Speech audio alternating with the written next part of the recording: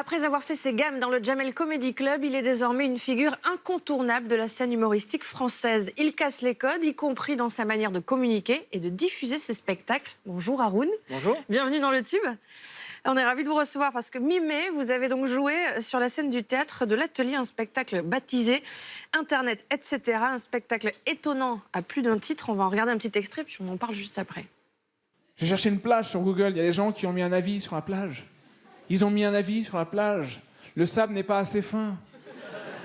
À marée basse, la mer est trop loin. 300 mètres pour aller se baigner, merci bien. À qui tu parles? À qui tu t'adresses? Tu parles à la nature. Tu es en train de critiquer la nature, en fait. Toi, t'aurais mieux fait la place de la nature. Je pense que la nature a un community manager qui est là-bas. On n'est pas top sur les marées, là. Ça leur plaît pas trop, hein. Vous avez choisi dans ce spectacle de parler d'Internet et donc des médias. Vous avez décidé de le publier en accès libre sur Internet. Jusque-là, tout est logique. Mais la petite différence avec d'habitude, c'est que le principe, c'est qu'on peut le regarder.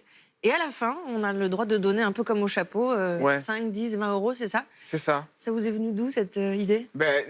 Cette idée, elle vient de l'art de rue, en fait, de l'art urbain. En fait, moi, à la base, quand j'étais jeune, je faisais de la danse, du hip-hop.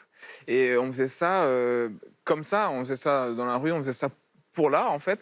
Et parfois, il y a des danseurs ou des théâtreux de rue, je ne sais pas comment dire, mais des comédiens de rue, qui demandent aux gens de participer au chapeau s'ils ont aimé. Et je trouve que ce principe est bien parce qu'il permet à l'art d'exister pour lui-même.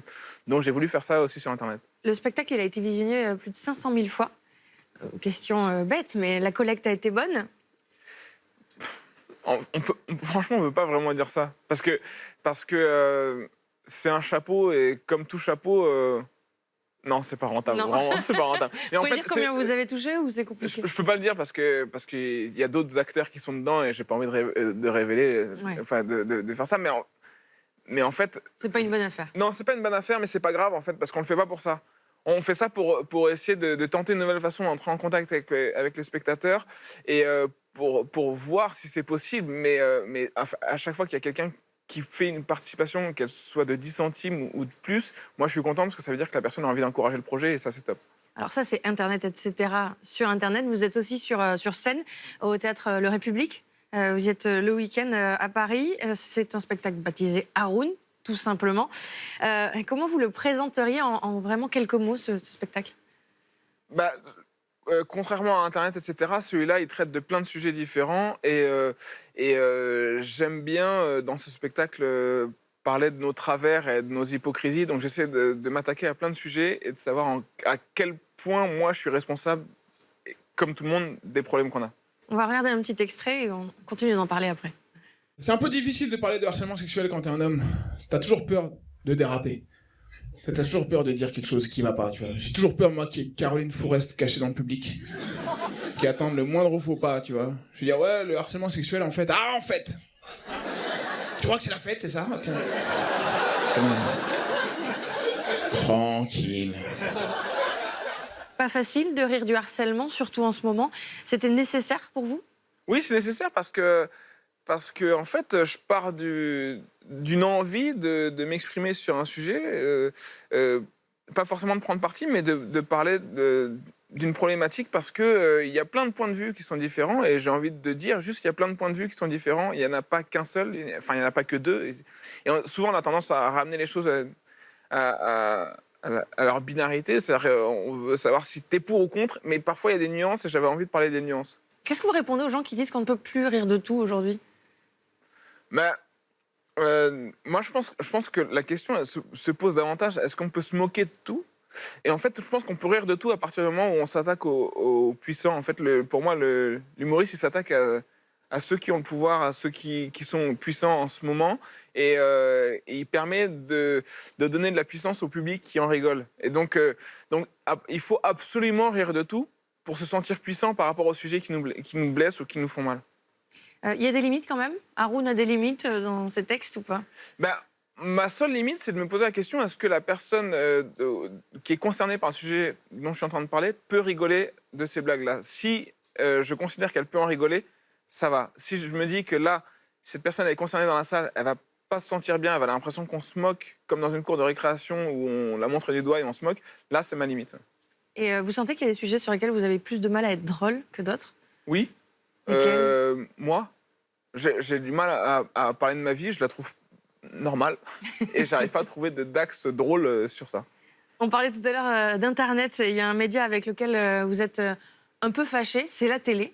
On rappelle les épisodes. L'année dernière, vous participez à une émission sur France 2 intitulée « Les comiques préférés des Français », émission enregistrée. Et vous découvrez à la diffusion qu'ils ont coupé certaines de vos vannes. Cette saison, vous rejoignez l'équipe de Thierry Ardisson sur Les Terriens du Dimanche, sur C8. 3 chroniques et c'est tout. Vous décidez de partir. Ça veut dire que la télé, c'est pas fait pour vous?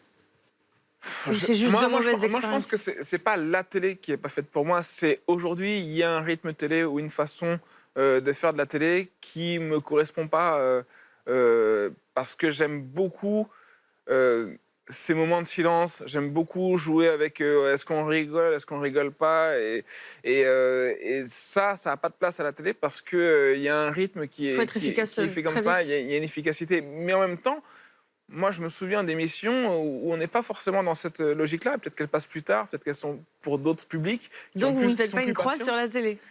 Non, c'est pas une croix parce que je pense qu'il y a encore plein de choses à faire. Mais telle qu'elle est faite aujourd'hui et dans beaucoup d'émissions de divertissement, non, je ne correspond pas à ce rythme-là. En interview, il y a 2 questions auxquelles vous ne voulez jamais répondre. Votre âge et vos origines. Ouais. Ça ne sert à rien que je pose la question. Non. Non.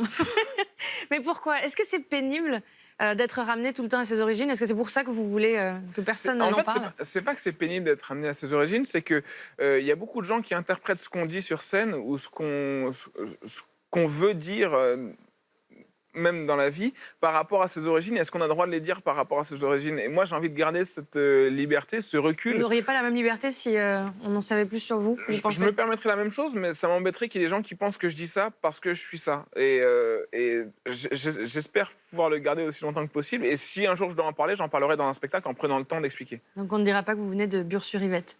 Ça va, vous pouvez le dire. Ouais. Bah, c'est dit. Merci beaucoup, Haroun, d'être passé dans le tube. Parce que ça vous fait rire, Bure-sur-Yvette. Beaucoup. D'être passé dans le tube. On rappelle que vous êtes sur scène au Théâtre Le République, donc en ce moment à Paris, avant une tournée dans toute la France qui démarrera... Qui a déjà démarré et qui reprend en septembre. Ah bon, très bien, merci. Merci pour la précision. Merci beaucoup, Haroun. Merci. Imaginez Emmanuel Macron décrocher son...